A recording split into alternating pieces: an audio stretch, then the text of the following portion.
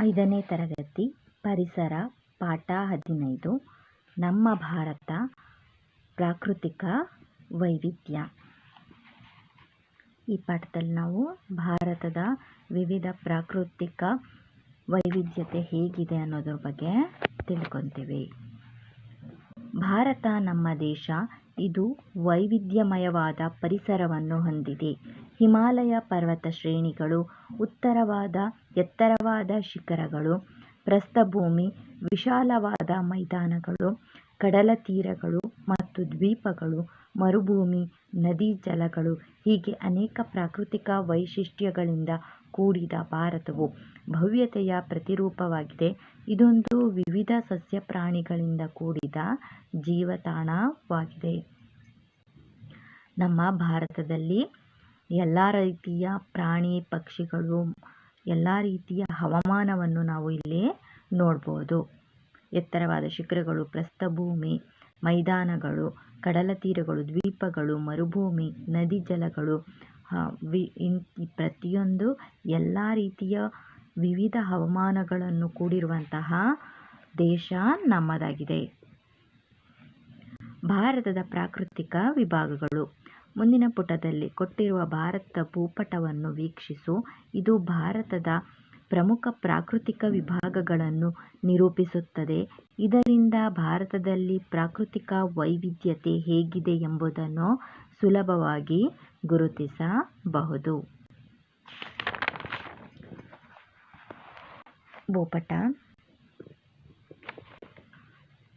ಭೂಪಟದಲ್ಲಿ ಏನೆಲ್ಲ ಕಾಣುತ್ತಿದೆ? ಭಾರತದ ಭೂಭಾಗವನ್ನು ಒಂದು ಕಡೆಯಿಂದ ಮತ್ತೊಂದು ಕಡೆಗೆ ದೃಷ್ಟಿ ಹರಿಸಿ ನೋಡುವಾಗ ಸಾಕಷ್ಟು ವ್ಯತ್ಯಾಸ ಕಾಣುತ್ತೇವೆ ಅಲ್ಲವೇ?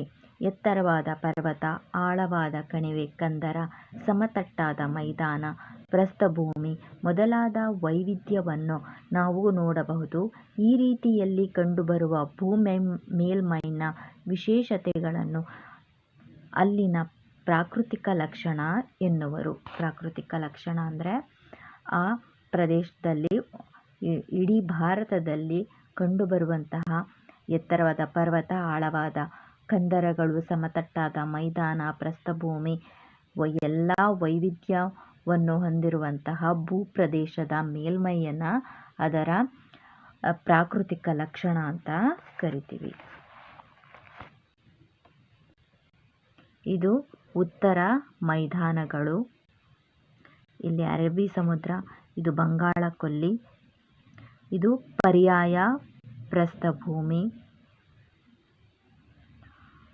ಇದು ಪೂರ್ವ ಮತ್ತು ಪಶ್ಚಿಮ ಘಟ್ಟಗಳು, ಕರಾವಳಿ ಮೈದಾನ, ಇವೆಲ್ಲ ಕರಾವಳಿ ಸಮುದ್ರ ತೀರಗಳು. ಕರಾವಳಿ ಮೈದಾನ, ಸಮುದ್ರ ತೀರಕ್ಕೆ ಕರಾವಳಿ ಮೈದಾನ ಅಂತ ಕರಿತೀವಿ.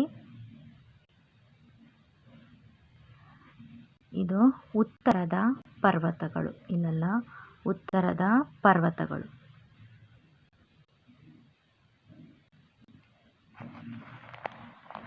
ಈಗ ಒಂದೊಂದ್ರ ಬಗ್ಗೆನೇ ವಿವರವಾಗಿ ತಿಳಿತಾ ಹೋಗೋಣ. ಮೊದಲನೇದಾಗಿ ಉತ್ತರದ ಪರ್ವತಗಳು. ಈ ವಿಭಾಗವು ಬಹುವಾಗಿ ಹಿಮಾಲಯ ಪರ್ವತವನ್ನು ಒಳಗೊಂಡಿದೆ. ನೀನೀಗ ಭಾರತ ಭೂಪಟದ ಉತ್ತರಕ್ಕೆ ನೋಡು. ಕಾಶ್ಮೀರದಿಂದ ಮೇಘಾಲಯದವರೆಗೆ ಹಿಮಾಲಯ ಪರ್ವತ ಶ್ರೇಣಿ ಹಬ್ಬಿರುವುದನ್ನು ಕಾಣುವೆ. ಇವು ಪ್ರಪಂಚದಲ್ಲೇ ಅತ್ಯಂತ ಎತ್ತರವಾದ ಪರ್ವತಗಳಾಗಿವೆ. ಇಲ್ಲಿ ಕಾಣ್ತಿದೆಯಲ್ಲ, ಇವು ಹಿಮಾಲಯ ಪರ್ವತಗಳು. ಹಿಮಾಲಯ ಪರ್ವತಗಳು ಇದು ಪ್ರಪಂಚದಲ್ಲೇ ಅತ್ಯಂತ ಎತ್ತರವಾದ ಪರ್ವತಗಳು ಯಾವುದು? ಹಿಮಾಲಯ ಪರ್ವತಗಳು. ಇಲ್ಲೇ ಮೌಂಟ್ ಎವರೆಸ್ಟ್ ಇರುವುದು ಇಲ್ಲಿ. ಇದು ಕಾಂಚನಜುಂಗ, ಇಲ್ಲಿ ಕೈಲಾಸ ಪರ್ವತ,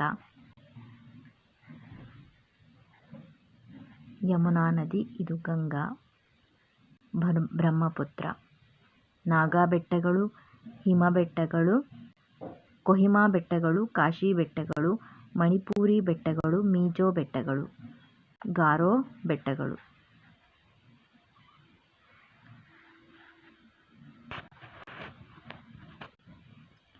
ಹಿಮಾಲಯ ಪರ್ವತಗಳ ಪ್ರಮುಖ ಲಕ್ಷಣಗಳು: ಹಿಮದಿಂದ ಆವರಿಸಿರುತ್ತವೆ. ಹೀಗಾಗಿ ಇವುಗಳನ್ನು ಹಿಮಾಲಯ ಪರ್ವತಗಳು ಎನ್ನುವರು. ಅತಿ ಎತ್ತರವಾದ ಶಿಖರಗಳನ್ನು ಹೊಂದಿರುತ್ತವೆ. ಇಲ್ಲಿ ಆಳವಾದ ಕಣಿವೆ ಮತ್ತು ಕಂದರಗಳಿರುತ್ತವೆ. ಹಿಮನದಿ ಮತ್ತು ಎತ್ತರವಾದ ಪರ್ವತ ಘಾಟಿಗಳಿಂದ ಕೂಡಿರುತ್ತವೆ. ಇಲ್ಲಿ ಬಿಸಿನೀರಿನ ಬುಗ್ಗೆಗಳಿವೆ. ವಿವಿಧ ಸಸ್ಯ ಪ್ರಾಣಿ ಪ್ರಭೇದಗಳನ್ನು ಹೊಂದಿದೆ. ಇದು ಹಿಮಾಲಯ ಪರ್ವತಗಳ ಪ್ರಮುಖ ಲಕ್ಷಣಗಳು.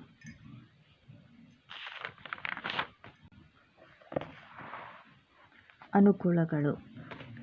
ಅತಿ ಶೀತ ಪ್ರದೇಶವಾಗಿರುವ ಮಧ್ಯ ಏಷ್ಯಾದಿಂದ ಬೀಸಿ ಬರುವ ಶೀತ ಮಾರುತಗಳನ್ನು ಇವು ತಡೆಯುತ್ತವೆ. ಇವು ಮಧ್ಯ ಏಷ್ಯಾದಿಂದ ಬೀಸಿ ಬರುವಂತಹ ಶೀತ ಮಾರುತಗಳನ್ನು ತಡೆದು ನಮಗೆ ರಕ್ಷಣೆಯನ್ನು ಕೊಡುತ್ತವೆ. ಉತ್ತರ ಭಾರತದ ನದಿಗಳಿಗೆ ಉಗಮ ಸ್ಥಾನಗಳಾಗಿವೆ. ಎಲ್ಲ ಉತ್ತರ ಭಾರತದ ನದಿಗಳು ಹುಟ್ಟೋದು ಎಲ್ಲಿ? ಹಿಮಾಲಯ ಪರ್ವತದಲ್ಲಿ. ಮಾನ್ಸೂನ್ ಮಾರುತಗಳನ್ನು ತಡೆದು ಅಧಿಕ ಮಳೆಯಾಗಲು ಕಾರಣವಾಗುತ್ತದೆ. ಮಾನ್ಸೂನ್ ಮಾರುತಗಳನ್ನು ತಡೆದು ಅಲ್ಲಿ ಅಧಿಕ ಮಳೆಯಾಗಲು ಕಾರಣವಾಗುತ್ತದೆ. ಬೃಹತ್ ಗೋಡೆಯಂತೆ ಉತ್ತರದ ನೈಸರ್ಗಿಕ ಗಡಿಯಾಗಿದ್ದು ಪರಕೀಯರ ದಾಳಿಯನ್ನು ನಿಯಂತ್ರಿಸುತ್ತದೆ. ಪರಕೀಯರ ಪಾಕಿಸ್ತಾನ, ಚೀನಾ ಅವರ ಎಲ್ಲರ ದಾಳಿಯನ್ನು ಇದು ತಡೆಯುತ್ತದೆ.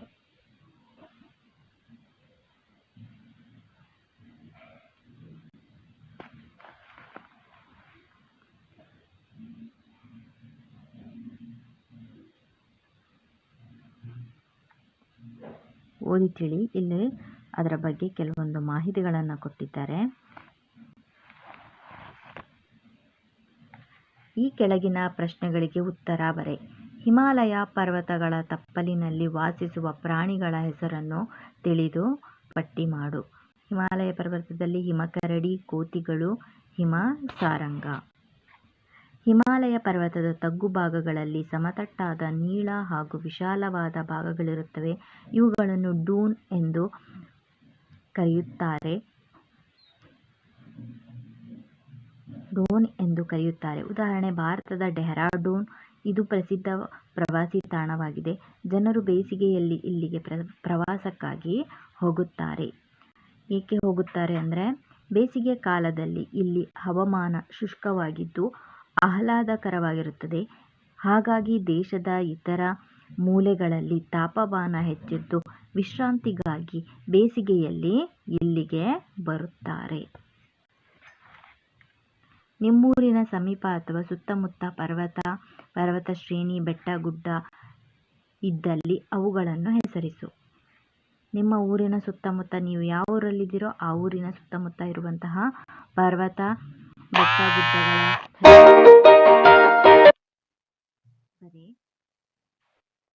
ನಂದಿ ಬೆಟ್ಟ, ಶಿವಗಂಗೆ. ಉತ್ತರದ ಮೈದಾನಗಳು. ಮೈದಾನ ಎಂದಾಗ ಆಟದ ಮೈದಾನ ನೆನಪಾಗುತ್ತದೆ ಅಲ್ಲವೇ? ಆಟದ ಮೈದಾನ ನೋಡಲು ಸಮತಟ್ಟಾಗಿದ್ದು ವಿಶಾಲವಾಗಿರುತ್ತದೆ. ಆಟಕ್ಕೆ ಯಾವುದೇ ಅಡೆತಡೆ ಇರುವುದಿಲ್ಲ. ಹಾಗೆಯೇ ಹಿಮಾಲಯ ಪರ್ವತ ಸಾಲುಗಳ ದಕ್ಷಿಣ ಭಾಗದಲ್ಲಿ ಮೈದಾನಗಳಿವೆ. ಇವು ಅತಿ ವಿಶಾಲವಾದ, ಫಲವತ್ತಾದ ಹಾಗೂ ಸಮತಟ್ಟಾದ ಭೂಪ್ರದೇಶಗಳಾಗಿವೆ. ಭೂಪಟದಲ್ಲಿ ಈ ಭಾಗವನ್ನು ಗುರುತಿಸು. ಉತ್ತರ ಮೈದಾನಗಳು. ಇವೆಲ್ಲವೂ ಏನು? ಉತ್ತರದ ಮೈದಾನಗಳು. ಇಲ್ಲಿ ನದಿಯ ಮಣ್ಣು, ಫಲವತ್ತಾದ ಮಣ್ಣು ಇಲ್ಲಿ ಬಂದು ಇಲ್ಲಿ ಸಮತಟ್ಟಾದ ಪ್ರದೇಶ ಇಲ್ಲಿದೆ. ಅದಕ್ಕೆ ಇದನ್ನ ಮೈದಾನ ಅಂತ ಕರಿತೀವಿ. ಸಮತಟ್ಟಾದ ಪ್ರದೇಶವಾಗಿರುವುದರಿಂದ ಇದನ್ನು ಉತ್ತರದ ಮೈದಾನಗಳು ಅಂತ ಕರಿತೀವಿ.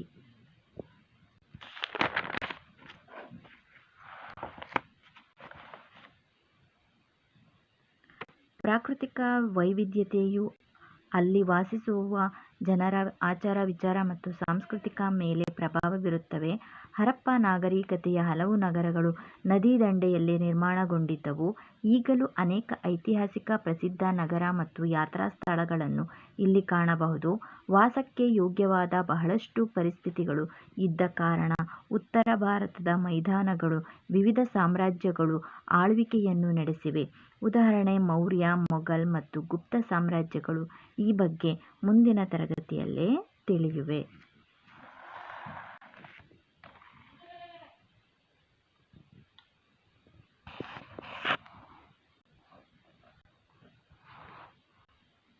ವಾಸ್ತುಶಿಲ್ಪ ರಚನೆಗೆ ಮೈದಾನ ಪ್ರದೇಶಗಳು ಹೆಚ್ಚು ಸಹಕಾರಿ. ಇವು ಸಮತಟ್ಟಾಗಿರುವ ಕಾರಣ ವಿಶಾಲ ವಿನ್ಯಾಸದ ಕಟ್ಟಡಗಳ ನಿರ್ಮಾಣ ಸುಲಭ. ಪ್ರಕೃತಿದತ್ತವಾಗಿ ಆಯಾ ಭಾಗದಲ್ಲಿ ದೊರೆಯುವ ಮರಳು, ಲೋಹ, ವಿವಿಧ ಶಿಲೆಗಳ ಮರಮುಟ್ಟುಗಳು, ಸಸ್ಯಜನ್ಯ ನಾರುಗಳು, ಮಣ್ಣು, ಯೋಗ್ಯವಾದ ನೆಲ, ಕುಶಲಕರ್ಮಿಗಳು ಮೊದಲಾದ ಸೌಲಭ್ಯಗಳು ವಾಸ್ತುಶಿಲ್ಪದ ಬೆಳವಣಿಗೆಗೆ ನೆರವು ನೀಡುತ್ತವೆ. ಉದಾಹರಣೆಗೆ ರಾಜಸ್ಥಾನದ ವಿಶಾಲ ಅರಮನೆಗಳು ನಿರ್ಮಾಣಗೊಂಡಿವೆ. ಆಗ್ರಾದ ತಾಜ್ ಮಹಲ್ ಅಮೃತ ಶಿಲೆಯಿಂದ ರಚನೆಗೊಂಡಿದೆ. ಆಗ್ರಾದ ತಾಜ್ ಮಹಲ್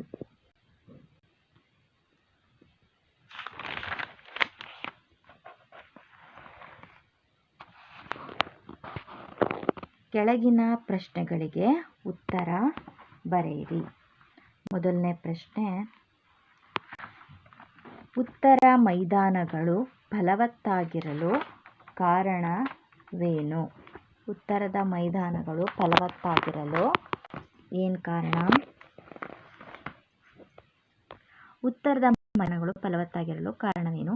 ಹಲವು ನದಿಗಳು ಹಿಮಾಲಯದಲ್ಲಿ ಹುಟ್ಟಿ ಮೈದಾನದ ಕಡೆಗೆ ಹರಿಯುತ್ತವೆ. ಹಾಗೆ ಹರಿಯುವಾಗ ಹೊತ್ತು ತಂದು ಸಂಚಯ ಮಾಡಿದ ಅಲ್ಲಿ ಜಾಗ ಸಾಲಿಲ್ಲ, ಅದಕ್ಕೆ ಇದರಲ್ಲಿ ಬರೆದಿದ್ದೀನಿ. ಸಂಚಯ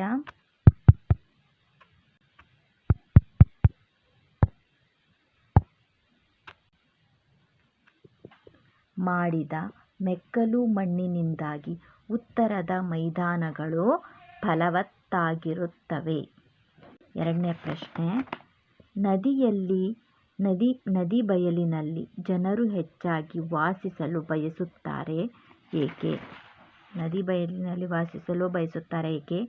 ನದಿ ಬಯಲುಗಳು ಅತ್ಯಂತ ಫಲವತ್ತಾಗಿದ್ದು ಅನೇಕ ಆಹಾರ ಧಾನ್ಯಗಳನ್ನು ಬೆಳೆಯುತ್ತಾರೆ. ಮಾನವನಿಗೆ ಹಾಗೂ ಪ್ರಾಣಿಗಳಿಗೆ ಅಗತ್ಯವಾಗಿ ಬೇಕಾದ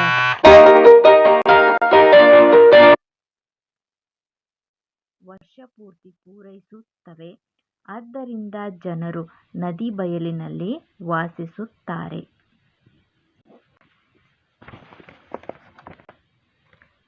ನಮ್ಮ ರಾಜ್ಯದ ಪ್ರಮುಖ ನದಿಗಳು ಹಾಗೂ ಬೆಳೆಗಳನ್ನು ಪಟ್ಟಿ ಮಾಡಿ. ನದಿಗಳು ಕಾವೇರಿ, ಕೃಷ್ಣಾ, ನೇತ್ರಾವತಿ, ಗೋದಾವರಿ, ಕಪಿಲಾ, ಘಟಪ್ರಭಾ, ತುಂಗಭದ್ರಾ, ಮಲಪ್ರಭಾ, ಕಾಳಿ. ಬೆಳೆಗಳು ಭತ್ತ, ರಾಗಿ, ಜೋಳ, ಕಡಲೆಕಾಯಿ, ತೊಗರಿಬೇಳೆ. ಹಣ್ಣುಗಳು, ತರಕಾರಿಗಳು. ಭಾರತದ ಭೂಪಟದಲ್ಲಿ ಗಂಗಾ, ಬ್ರಹ್ಮಪುತ್ರ ಮತ್ತು ಯಮುನಾ ನದಿಗಳನ್ನು ಗುರುತಿಸಿ. ಅಲ್ಲಿ ಭೂಪಟದಲ್ಲಿ ಗಂಗಾ, ಯಮುನಾ ಮತ್ತು ಬ್ರಹ್ಮಪುತ್ರ ನದಿಗಳನ್ನು ನೀವು ಗುರುತಿಸಬೇಕು. ನಿನಗೊಂದು ಸವಾಲು. ನದಿ ತೀರದಲ್ಲಿ ಸ್ವಚ್ಛತೆಯನ್ನು ಕಾಪಾಡುವುದು ಬಹಳ ಮುಖ್ಯ. ಇಂದು ಭಾರತದ ನದಿಗಳು ಜಲಮಾಲಿನ್ಯದಿಂದ ಕೂಡಿವೆ. ಮಾನವನ ಅಹಿತಕರ ಚಟುವಟಿಕೆಗಳು ಕುಡಿಯುವ ನೀರಿನ ಮೂಲವನ್ನೇ ಹಾಳು ಮಾಡುತ್ತಿವೆ. ಹೌದಲ್ವಾ? ನಾವು ಮಾಡೋ ಅನೇಕ ಕಾರ್ಖಾನೆಗಳಿಂದ, ಪ್ಲಾಸ್ಟಿಕ್ ವಸ್ತುಗಳಿಂದ ಕುಡಿಯುವ ನೀರು ತುಂಬ ಕಲುಷಿತವಾಗಿದೆ. ಹಾಗಾಗಿ ನಮಗೆ ಅನೇಕ ರುಜಿನಗಳು ಬರ್ತಾ ಇದೆ. ಇಂದು ಗಂಗಾ ನದಿಯ ಶುದ್ಧೀಕರಣ ಕೆಲಸಗಳು ನಡೆಯುತ್ತಿವೆ. ಶುದ್ಧೀಕರಿಸುವುದು ಅವಶ್ಯವೇ. ನದಿಗಳನ್ನು ಶುದ್ಧೀಕರಿಸುವುದರಿಂದ ಆಗುವ ಅನುಕೂಲಗಳೇನು ಇಲ್ಲಿ ಬರೆ. ನದಿಗಳನ್ನು ಶುದ್ಧೀಕರಿಸುವುದರಿಂದ ಕುಡಿಯಲು ಶುದ್ಧ ನೀರು ಸಿಗುತ್ತದೆ. ನೀರಿನ ಜಲಚರಗಳಿಗೆ ಅನುಕೂಲವಾಗುತ್ತದೆ. ಪರಿಸರ ಶುದ್ಧತೆಯಿಂದ ಅನೇಕ ರೋಗಗಳಿಂದ ಮುಕ್ತರಾಗಬಹುದು. ಬೆಳೆಗಳು ಶುದ್ಧ ನೀರಿನಿಂದ ಬೆಳೆದು ಶುದ್ಧ ಆಹಾರ ಸಿಗುವಂತಾಗುತ್ತದೆ. ನೀರನ್ನು ಶುದ್ಧೀಕರಿಸುವುದರಿಂದ ಇಷ್ಟೆಲ್ಲ ಅನುಕೂಲತೆಗಳು ನಮಗೆ ಆಗುತ್ತೆ.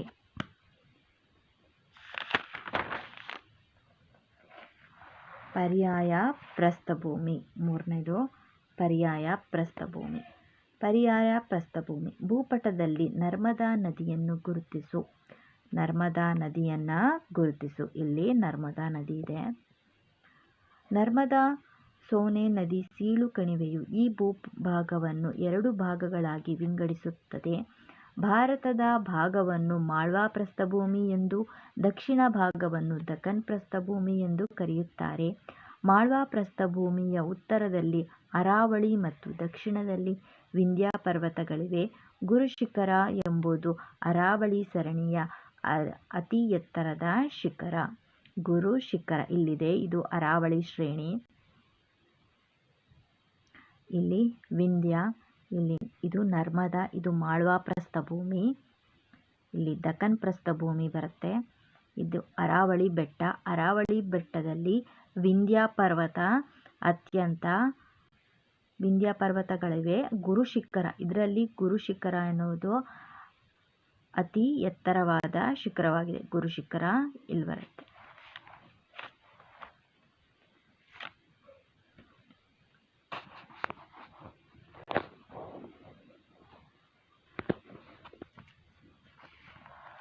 ಕೆಳಗಿನ ಪ್ರಶ್ನೆಗಳಿಗೆ ಉತ್ತರಿಸಿ.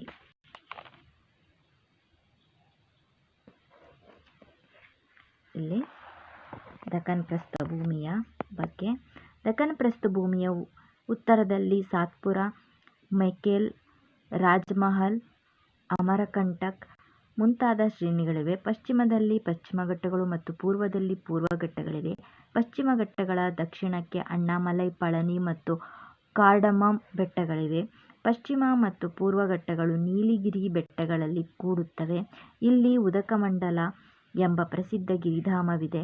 ಪಶ್ಚಿಮ ಘಟ್ಟಗಳಲ್ಲಿ ದಕ್ಷಿಣ ಭಾರತದ ಹಲವು ನದಿಗಳು ಉಗಮಿಸುತ್ತವೆ.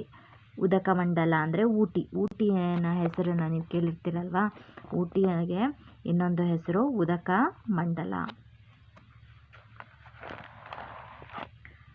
ಪ್ರಸ್ಥಭೂಮಿಯ ಪ್ರಮುಖ ಲಕ್ಷಣಗಳು. ಪ್ರಸ್ಥಭೂಮಿಯು ಸುತ್ತಮುತ್ತಲಿನ ಪ್ರದೇಶಗಳಿಂದ ಎತ್ತರವಾಗಿದ್ದು, ಮೇಲ್ಭಾಗದಲ್ಲಿ ಸಮತಟ್ಟಾಗಿರುವ ಹಾಗೂ ಕಡಿದಾದ ಬದಿಗಳನ್ನುಳ್ಳ ಭೂಪ್ರದೇಶವನ್ನು ಹೊಂದಿರುತ್ತವೆ.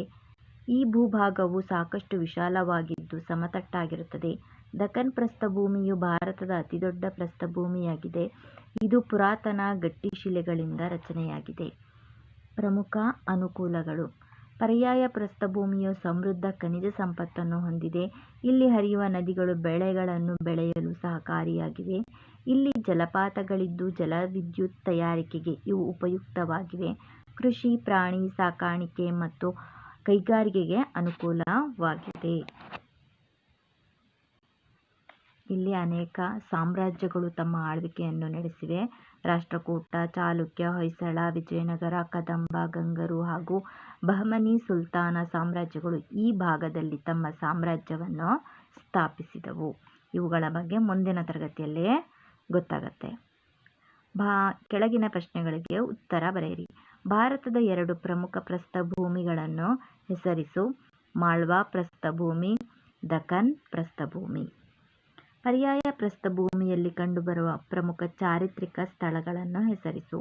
ಚಾಲುಕ್ಯ, ರಾಷ್ಟ್ರಕೂಟ, ಹೊಯ್ಸಳ, ವಿಜಯನಗರ, ಕದಂಬ, ಗಂಗರು, ಬಹಮನಿ ಸುಲ್ತಾನರು ಸಾಮ್ರಾಜ್ಯ ಸ್ಥಾಪಿಸಿ ಆಳಿದರು ಹಾಗೂ ಅನೇಕ ಚಾರಿತ್ರಿಕ ಸ್ಥಳಗಳನ್ನು ನಿರ್ಮಿಸಿದರು.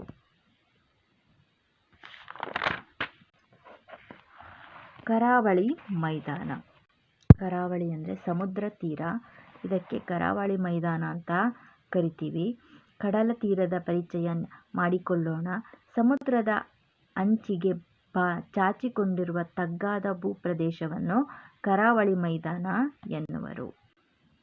ಭಾರತದ ಕರಾವಳಿ ಪ್ರದೇಶ ಇವೆಲ್ಲವೂ ಕರಾವಳಿ ಪ್ರದೇಶಗಳು. ಸಮುದ್ರ ತೀರದ ಪ್ರದೇಶಗಳೆಲ್ಲವೂ ಕರಾವಳಿ ಪ್ರದೇಶಗಳು.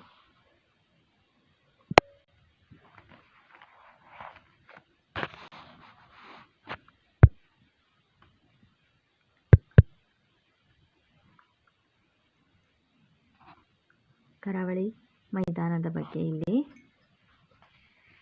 ಕೊಟ್ಟಿದ್ದಾರೆ, ಇದನ್ನು ಓದ್ಕೊಳ್ಳಿ. ಕರಾವಳಿ ಪ್ರದೇಶದ ಪ್ರಮುಖ ಲಕ್ಷಣಗಳು ಏನಿರುತ್ತೆ? ಮೀನುಗಾರಿಕೆ ಇಲ್ಲಿನ ಜನರ ಪ್ರಮುಖ ಕಸುಬು. ಸಮುದ್ರ ಹತ್ತಿರವಾಗಿರುವುದರಿಂದ ಇವರೆಲ್ಲರೂ ಏನು ಮಾಡ್ತಾರೆ? ಮೀನನ್ನು ಹಿಡಿಯಲು ಹೋಗ್ತಾರೆ. ಮೀನುಗಾರಿಕೆನೇ ಇವರ ಪ್ರಮುಖ ಕಸುಬಾಗಿರುತ್ತೆ. ಬಹುತೇಕ ಜನರು ಮೀನು ಮತ್ತು ಸೀಗಡಿಯನ್ನು ತಮ್ಮ ಆಹಾರ ಪದಾರ್ಥವಾಗಿ ಬಳಸುತ್ತಾರೆ. ಬಸಳೆ ಸೊಪ್ಪು, ತೊಂಡೆಕಾಯಿ, ಸಾಂಬಾರ್ ಸೌತೆ ಮತ್ತು ಹಲಸಂದಿ ಇವುಗಳನ್ನು ಸಹ ಆಹಾರವಾಗಿ ಬಳಸುತ್ತಾರೆ. ಭತ್ತ, ಅಡಿಕೆ, ಗೇರು, ಏಲಕ್ಕಿ, ನೇಂದ್ರೆ, ಚಂದ್ರಬಾಳೆ ಮತ್ತು ತರಕಾರಿ ಬೆಳೆಗಳನ್ನು ಇಲ್ಲಿ ಕಾಣಬಹುದು. ಕುಚ್ಚಲಕ್ಕಿಯ ಸೇವನೆ ಇಲ್ಲಿ ಜನಪ್ರಿಯವಾಗಿದೆ. ಅತಿ ಮಳೆಯ ಕಾರಣ ಇಳಿಜಾರು ವಿನ್ಯಾಸದ ಮನೆಗಳ ಮೇಲ್ಛಾವಣಿಗಳು ಇಲ್ಲಿ ಸಾಮಾನ್ಯ. ಕೆಳಗಿನ ಪ್ರಶ್ನೆಗಳಿಗೆ ಉತ್ತರ ಬರಿ. ಕರ್ನಾಟಕದ ಕರಾವಳಿ ಯಾವ ಸಮುದ್ರಕ್ಕೆ ಹೊಂದಿಕೊಂಡಿದೆ? ಕರ್ನಾಟಕದ ಕರಾವಳಿ ಅರಬ್ಬಿ ಸಮುದ್ರಕ್ಕೆ ಹೊಂದಿಕೊಂಡಿದೆ. ಕರ್ನಾಟಕದ ಯಾವ ಜಿಲ್ಲೆಗಳು ಕರಾವಳಿ ಭಾಗಕ್ಕೆ ಸೇರುತ್ತವೆ? ಕರಾವಳಿ ಭಾಗಕ್ಕೆ ಸೇರೋದು ಮಂಗಳೂರು, ಉಡುಪಿ, ದಕ್ಷಿಣ ಕನ್ನಡ. ಭಾರತದ ಪಶ್ಚಿಮ ಕರಾವಳಿ ಭಾಗದ ಪ್ರಮುಖ ಬೆಳೆಗಳನ್ನು ಪಟ್ಟಿ ಮಾಡು. ಭತ್ತ, ಅಡಿಕೆ, ಗೇರು, ಏಲಕ್ಕಿ, ಚಂದ್ರಬಾಳೆ ಮತ್ತು ತರಕಾರಿ ಮುಂತಾದವು. ಕರ್ನಾಟಕದ ಕಡಲ ಆಹಾರ ಪದಾರ್ಥಗಳಿಗೆ ಬಹಳ ಬೇಡಿಕೆ ಇದೆ. ರಾಜ್ಯದಿಂದ ಹೊರದೇಶಗಳಿಗೆ ಇವುಗಳನ್ನು ರಫ್ತು ಮಾಡಲಾಗುತ್ತದೆ. ಅವು ಯಾವುವು? ಯಾವುದನ್ನು ರಫ್ತು ಮಾಡ್ತೀವಿ? ಗೇರು, ಏಲಕ್ಕಿ, ಬಾಳೆ, ಅಡಿಕೆ ಮುಂತಾದವುಗಳನ್ನು ಹೊರದೇಶಗಳಿಗೆ ರಫ್ತು ಮಾಡಲಾಗುತ್ತದೆ. ಇಲ್ಲಿ ಬೀಚ್ಗಳ ಹೆಸರನ್ನು ಬರೀರಿ. Baga beach, Puri beach, Padubidri beach, hidden beach. ಕರಾವಳಿ ಭಾಗದ ಮೀನುಗಾರರ ವೇಷಭೂಷಣ ಹೇಗಿರುತ್ತೆ ಮತ್ತು ಅವರ ಆಹಾರ ಪದ್ಧತಿ. ಕರಾವಳಿಯ ಬಹುಪಾಲು ಜನರು ಮೀನು ಮತ್ತು ಸೀಗಡಿಯನ್ನು ಬಳಸುತ್ತಾರೆ. ಅಲ್ಲದೆ ಬಸಳೆ ಸೊಪ್ಪು, ತೊಂಡೆಕಾಯಿ, ಸಾಂಬಾರ್, ಸೌತೆ ಮತ್ತು ಅಲಸಂದೆ ಅವುಗಳನ್ನು ಸಹ ಆಹಾರವಾಗಿ ಬಳಸುತ್ತಾರೆ. ಮೀನುಗಾರರಾದ್ದರಿಂದ ಸರಳ ವೇಷಭೂಷಣವಿರುತ್ತದೆ. ಇಲ್ಲಿ ಪ್ರಮುಖ ಬಂದರುಗಳು. ಕಡಲ ತೀರ ವ್ಯಾಪಾರ ವಹಿವಾಟಿಗೆ ಪ್ರಮುಖ ಬಂದರುಗಳು ಚೆನ್ನೈ, ವಿಶಾಖಪಟ್ಟಣಂ, ಜವಾಹರಲಾಲ್ ನೆಹರು ಬಂದರು, ಮಂಗಳೂರು, ಎನ್ನೂರು. ಇವೆಲ್ಲ ಏನು ಬಂದರುಗಳು.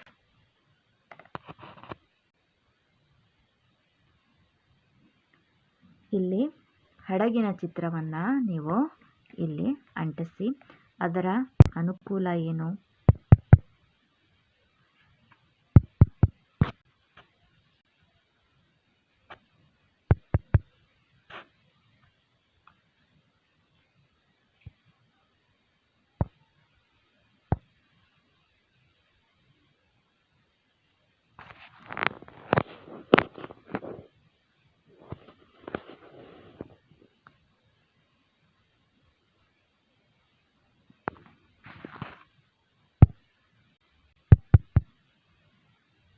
ನೈಸರ್ಗಿಕವಾದ ದಾರಿಯಾಗಿದೆ. ಭಾರವಾದ ವಸ್ತುಗಳನ್ನು ರಫ್ತು ಮತ್ತು ಆಮದು ಮಾಡಲು ಅನುಕೂಲ. ಬೆಲೆಯು ಕಡಿಮೆ. ಸಂಚಾರದ ಬೆಲೆಯು ಕಡಿಮೆ.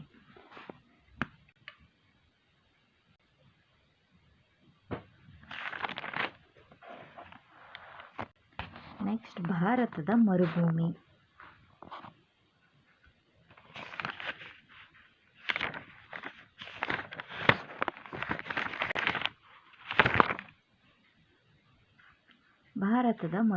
ಭಾರತದ ಭೂಪಟದಲ್ಲಿ ರಾಜಸ್ಥಾನವನ್ನು ಗುರುತಿಸು. ಇದು ರಾಜಸ್ಥಾನ.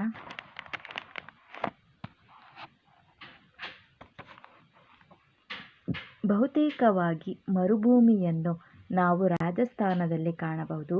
ಈ ಭಾಗದ ಮರುಭೂಮಿಯನ್ನು ಥಾರ್ ಮರುಭೂಮಿ ಎಂದು ಕರೆಯುತ್ತಾರೆ. ಭಾರತ ದೇಶದ ಪಂಜಾಬ್, ಹರಿಯಾಣ ಹಾಗೂ ಗುಜರಾತ್ ರಾಜ್ಯಗಳಲ್ಲಿಯೂ ಇದು ಭಾಗಶಃ ಹರಡಿಕೊಂಡಿದೆ. ಥಾರ್ ಮರುಭೂಮಿ ಇದು ರಾಜಸ್ಥಾನ, ಈ ಕಡೆ ಪಾಕಿಸ್ತಾನ, ಪಂಜಾಬ್, ಹರಿಯಾಣ, ಗುಜರಾತ್. ಇದು ಥಾರ್ ಮರುಭೂಮಿ. ಇದು ಇಷ್ಟು ರಾಜ್ಯಗಳಿಗೆ ಹರಡಿಕೊಂಡಿದೆ. ಮರುಭೂಮಿಯ ಲಕ್ಷಣಗಳು. ಮರುಭೂಮಿಯು ವಿಸ್ತಾರವಾದ ಶುಷ್ಕ ಪ್ರದೇಶವಾಗಿದ್ದು ಮರಳುಮಯವಾಗಿರುತ್ತದೆ. ಬಿಸಿಲಿನ ತಾಪವಿದ್ದು ಯಾವಾಗಲೂ ಇಲ್ಲಿ ಒಣಹವೆ ಇರುತ್ತದೆ. ಇಲ್ಲಿ ನೀರಿನ ಕೊರತೆಯಿಂದ ಅಂತರ್ಜಲದ ಕೊರತೆಯು ಚಿಲುಮೆ ರೂಪದಲ್ಲಿ ಕಂಡುಬರುತ್ತದೆ. ಇದನ್ನು ಓಯಸಿಸ್ ಎಂದು ಕರೆಯುತ್ತಾರೆ.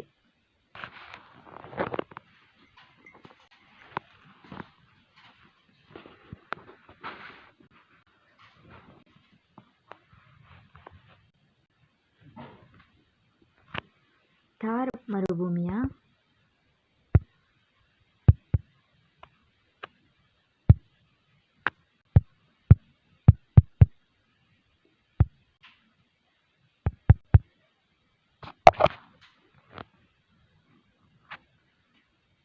ಇಲ್ಲಿ ದೀರ್ಘಕಾಲ ಬರಗಾಲ ನಿಭಾಯಿಸಬಲ್ಲ ಕುರುಚಲು ಸಸ್ಯ, ಪಾಪಸ್ ಕಳ್ಳಿಯಂತಹ ಮುಳ್ಳಿನ ಗಿಡಗಳು, ಕತ್ತಾಳೆ, ಜಾಲಿ ಗಿಡಗಳು ಕಂಡುಬರುತ್ತವೆ. ಥಾರ್ ಮರುಭೂಮಿಯ ಪೂರ್ವದ ಅಂಚಿನಲ್ಲಿ ಅರಾವಳಿ ಪರ್ವತಗಳು ಹರಡಿವೆ. ಇವು ಪೂರ್ವದಿಂದ ಬೀಸಿ ಬರುವ ಮಾರುತಗಳನ್ನು ತಡೆಯುವುದರಿಂದ ಇಲ್ಲಿ ಮಳೆಯ ಕೊರತೆಯಿಂದ ಆದ್ದರಿಂದ ಈ ಭಾಗವು ಶುಷ್ಕವಾಗಿರುತ್ತದೆ. ಭೂಪಟದಲ್ಲಿ ಅವುಗಳನ್ನು ಗುರುತಿಸಿ.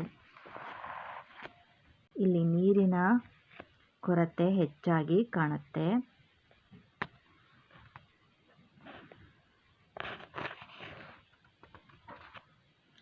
ಇಲ್ಲಿ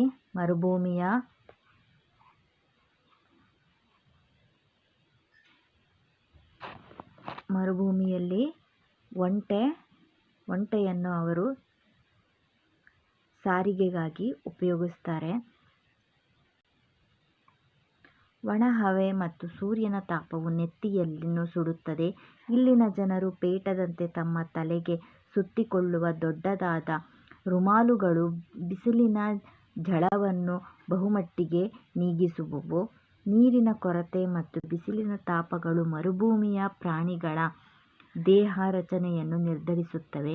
ಒಂಟೆಯು ಮರುಭೂಮಿಯಲ್ಲಿ ಬದುಕಬಲ್ಲ ಪ್ರಾಣಿ, ಏಕೆಂದರೆ ಅದರ ಚಪ್ಪಟೆಯಾದ ಕಾಲುಗಳು ಗೊರಸುಗಳ ಮರಳಿನಲ್ಲಿ ನಡಿಗೆಗೆ ಯೋಗ್ಯವಾಗಿವೆ.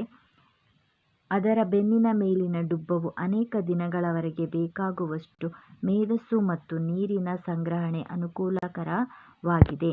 ಒಂಟೆಯು ಮರುಭೂಮಿಯ ಜನತೆಗೆ ಪ್ರಯಾಣ ಮತ್ತು ಸರಕು ಸಾಗಿಸಲು ಸಾರಿಗೆಯ ಸಾಧನವಾಗಿ ಬಳಕೆಯಾಗಿದೆ.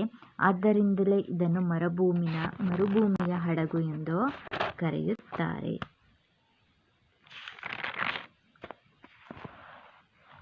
ಪ್ರಶ್ನೆ: ಓಯಸಿಸ್ ಎಂದರೇನು? ಮರುಭೂಮಿಯಲ್ಲಿ ನೀರಿನ ಕೊರತೆಯಾಗಿದೆ. ಅಂತರ್ಜಲದ ಕೊರತೆಯು ಚಿಲುಮೆ ರೂಪದಲ್ಲಿ ಕಂಡುಬರುತ್ತದೆ. ಇದನ್ನು ಓಯಸಿಸ್ ಎಂದು ಕರೆಯುತ್ತಾರೆ. ಮರುಭೂಮಿಯ ಯಾವುದಾದರೂ 3 ಲಕ್ಷಣಗಳನ್ನು ಬರೆ.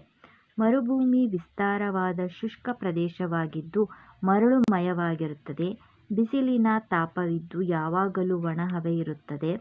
ಇಲ್ಲಿ ಕುರುಚಲು ಸಸ್ಯ, ಪಾಪಸ್ ಕಳ್ಳಿಯಂತಹ ಮುಳ್ಳಿನ ಗಿಡಗಳು, ಕಿತ್ತಳೆ, ಜಾಲಿ ಗಿಡಗಳು ಕಂಡುಬರುತ್ತವೆ. ಇಲ್ಲಿ ಒಂಟೆಯ ಚಿತ್ರವನ್ನು ಅಂಟಿಸಬೇಕು. ಒಂಟೆಯು ಮರುಭೂಮಿಯಲ್ಲಿ ಬದುಕಬಲ್ಲ ಪ್ರಾಣಿ, ಏಕೆಂದರೆ ಅದರ ಚಪ್ಪಟೆಯಾದ ಕಾಲುಗಳು ಗೊರಸುಗಳು ಮರಳಿನಲ್ಲಿ ನಡಿಗೆಗೆ ಯೋಗ್ಯವಾಗಿವೆ. ಅದರ ಮೇಲಿನ ಡುಬ್ಬದಲ್ಲಿ ಅನೇಕ ದಿನಗಳವರೆಗೆ ಬೇಕಾಗುವಷ್ಟು ಮೇದಸ್ಸು ಮತ್ತು ನೀರಿನ ಸಂಗ್ರಹವಾಗಿರುತ್ತದೆ. ಆಮೇಲೆ ಒಂಟೆಯನ್ನು ಜನತೆಗೆ ಪ್ರಯಾಣ ಹಾಗೂ ಸರಕನ್ನು ಸಾಗಿಸಲು ಬಳಸುತ್ತಾರೆ. ಒಂಟೆಯನ್ನು ಮರುಭೂಮಿಯ ಹಡಗು ಎನ್ನುವರು. ಅಲ್ಲಿ ಜಾಗ ಸಾಲಿಲ್ಲ, ಅದಕ್ಕೆ ಅದರಲ್ಲಿ ಬರ್ತಿದ್ದೀನಿ. ನೆಕ್ಸ್ಟ್, ಭಾರತದ ನದಿಗಳು. ಭಾರತದಲ್ಲಿ ಅನೇಕ ನದಿಗಳು ಹರಿಯುತ್ತವೆ. ದೇಶದ ನೈಸರ್ಗಿಕ ಸಂಪನ್ಮೂಲಗಳಲ್ಲಿ ಒಂದು. ಇವುಗಳ ಉಗಮ, ಹರಿಯುವ ದಿಕ್ಕು ಮತ್ತು ನೀರಿನ ಪ್ರಮಾಣಗಳಲ್ಲಿ ವೈವಿಧ್ಯತೆ ಇದೆ. ಹೀಗಾಗಿ ಭಾರತದ ನದಿಗಳನ್ನು ಉತ್ತರ ಭಾರತದ ನದಿಗಳು ಮತ್ತು ದಕ್ಷಿಣ ಭಾರತದ ನದಿಗಳು ಎಂದು ವಿಂಗಡಿಸಲಾಗಿದೆ. ಈಗ ಉತ್ತರ ಭಾರತದ ನದಿಗಳು. ಉತ್ತರ ಭಾರತದ ಪ್ರಮುಖ ನದಿಗಳೆಂದರೆ ಸಿಂಧೂ, ಗಂಗಾ, ಬ್ರಹ್ಮಪುತ್ರ ಮತ್ತು ಅವುಗಳ ಉಪನದಿಗಳು. ಇವುಗಳಲ್ಲಿ ಬಹಳಷ್ಟು ನದಿಗಳು ಹಿಮಾಲಯ ಪರ್ವತಗಳಲ್ಲಿ ಉಗಮ ಹೊಂದುತ್ತವೆ. ಇವು ಜೀವನದಿಗಳಾಗಿವೆ. ಇವು ಹೊತ್ತು ತಂದು ಸಂಚಯ ಮಾಡಿದ ಮೆಕ್ಕಲು ಮಣ್ಣಿನಿಂದಾಗಿ ಉತ್ತರದ ಮೈದಾನಗಳು ಫಲವತ್ತಾಗಿವೆ. ಇದು ಕೃಷಿಗೆ ಹೆಚ್ಚು ಉಪಯುಕ್ತ. ಈ ನದಿಗಳ ದಂಡೆಯಲ್ಲಿ ಪುರಾಣ ಪ್ರಸಿದ್ಧ ಯಾತ್ರಾ ಸ್ಥಳಗಳಿವೆ. ಉದಾಹರಣೆ ದೆಹಲಿ, ಆಗ್ರಾ, ವಾರಣಾಸಿ ಇತ್ಯಾದಿ. ದಕ್ಷಿಣ ಭಾರತದ ನದಿಗಳು. ದಕ್ಷಿಣ ಭಾರತದ ನದಿಗಳು ದಕ್ಷಿಣ ಭಾರತದ ನದಿಗಳನ್ನು ಪೂರ್ವಕ್ಕೆ ಹರಿಯುವ ಮತ್ತು ಪಶ್ಚಿಮಕ್ಕೆ ಹರಿಯುವ ನದಿಗಳೆಂದು ವಿಂಗಡಿಸಬಹುದು. ಪೂರ್ವಕ್ಕೆ ಹರಿಯುವ ಪ್ರಮುಖ ನದಿಗಳೆಂದರೆ ಮಹಾನದಿ, ಗೋದಾವರಿ, ಕೃಷ್ಣ, ಕಾವೇರಿ, ಪಾಲಾರ್ ಮತ್ತು ಪೆನ್ನಾರ್ ನದಿಗಳು. ಇವು ಆಗ್ನೇಯ ಮತ್ತು ಪೂರ್ವಾಭಿಮುಖವಾಗಿ ಹರಿದು ಬಂಗಾಳ ಕೊಲ್ಲಿಯನ್ನು ಸೇರುತ್ತವೆ. ಪಶ್ಚಿಮಕ್ಕೆ ಹರಿಯುವ ಪ್ರಮುಖ ನದಿಗಳೆಂದರೆ ನರ್ಮದಾ, ತಾಪಿ, ಶರಾವತಿ, ಕಾಳಿ, ನೇತ್ರಾವತಿ, ಜುವಾರಿ ಮತ್ತು ಪೆರಿಯಾರ್ ನದಿಗಳು. ಇವು ಪಶ್ಚಿಮಕ್ಕೆ ಹರಿದು ಅರಬ್ಬಿ ಸಮುದ್ರವನ್ನು ಸೇರುವವು. ಇವು ಚಿಕ್ಕವು ಮತ್ತು ತೀವ್ರಗತಿಯಲ್ಲಿ ಹರಿಯುತ್ತವೆ ಹಾಗೂ ಜಲಪಾತಗಳನ್ನು ಸೃಷ್ಟಿಸಿ ಜಲವಿದ್ಯುತ್ ಶಕ್ತಿಗೆ ತಯಾರಿಕೆಗೆ ನೆರವಾಗುತ್ತವೆ. ಭಾರತದ ವಾಯುಗುಣ.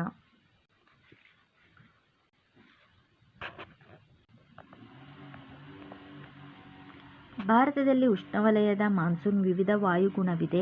ಮಾನ್ಸೂನ್ ಪದವು ಅರಬ್ ಭಾಷೆಯ ಮೌಸಿಮ್ ಶಬ್ದದಿಂದ ಬಂದಿದೆ. ಮೌಸಿಮ್ ಎಂದರೆ ಋತುಕಾಲಿಕೆ ಎಂದರ್ಥ.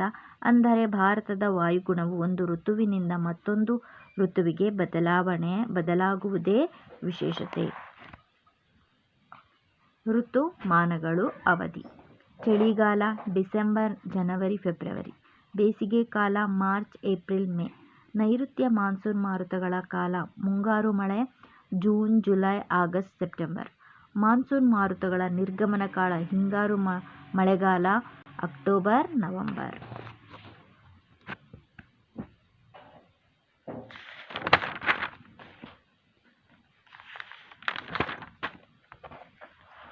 ನಿನಗೊಂದು ಸವಾಲ್. ಏರುತ್ತಿರುವ ತಾಪಮಾನ. ಭೂಮಿಯು ಕಾಯುತ್ತಿದೆ. ಅಂತರ್ಜಲ ಬತ್ತುತ್ತಿದೆ. ಹಿಮಾಲಯ ಪರ್ವತಗಳಲ್ಲಿ ಹಿಮ ಕರಗುತ್ತಿದೆ. ಇದಕ್ಕೆ ಕಾರಣಗಳನ್ನು ಆಲೋಚಿಸಿ ಮತ್ತು ಗೆಳೆಯರೊಂದಿಗೆ ಚರ್ಚಿಸಿ ಇಲ್ಲಿ ಬರೆ. ಏರುತ್ತಿರುವ ತಾಪಮಾನ. ವಾತಾವರಣದಲ್ಲಿ ಕಾರ್ಬನ್ ಡೈ ಆಕ್ಸೈಡ್ ಹೆಚ್ಚುತ್ತಿರುವುದು. ಹೆಚ್ಚುತ್ತಿರುವ ಅರಣ್ಯನಾಶ. ಹೆಚ್ಚುತ್ತಿರುವ ಆಧುನೀಕರಣ. ಹೆಚ್ಚುತ್ತಿರುವ ಜನಸಂಖ್ಯೆ. ರೇಡಿಯೋ, ಟಿವಿ ಹಾಗೂ ದಿನಪತ್ರಿಕೆಗಳಲ್ಲಿ ಪ್ರಸಾರವಾಗುವ ಹವಾಮಾನ ವರದಿಗಳಿಂದ ನಮಗಾಗುವ ಅನುಕೂಲತೆಗಳನ್ನು ಪಟ್ಟಿ ಮಾಡಿ. ಹವಾಮಾನ ವರದಿ ತಿಳಿದರೆ ನಾವು ಹೊರಗೆ ಮುನ್ನೆಚ್ಚರಿಕೆ ವಹಿಸಬಹುದು. ಕೆಲವು ಅನಾಹುತಗಳನ್ನು ತಪ್ಪಿಸಬಹುದು. ಇಲ್ಲಿ ಕೆಲವೊಂದು ಪ್ರಾಣಿಗಳನ್ನು ಕೊಟ್ಟಿದ್ದಾರೆ. ನೀವು ನೋಡಿದ್ದರೆ ಅದಕ್ಕೆ ನಿಜವಾಗಿ ನೋಡಿದ್ದರೆ ನಿಜವಾಗಿ ನೋಡಿದ್ದೇನೆ, ಚಿತ್ರದಲ್ಲಿ ನೋಡಿದ್ದೇನೆ, ಚಿತ್ರದಲ್ಲಿ ನೋಡಿದ್ದರೆ ಇದಕ್ಕೆ ರೈಟ್ ಹಾಕಿ, ನೋಡೇ ಇಲ್ಲ ಅಂದರೆ ನೋಡೇ ಇಲ್ಲ ಅಂತ ಗುರುತು ಹಾಕಿ.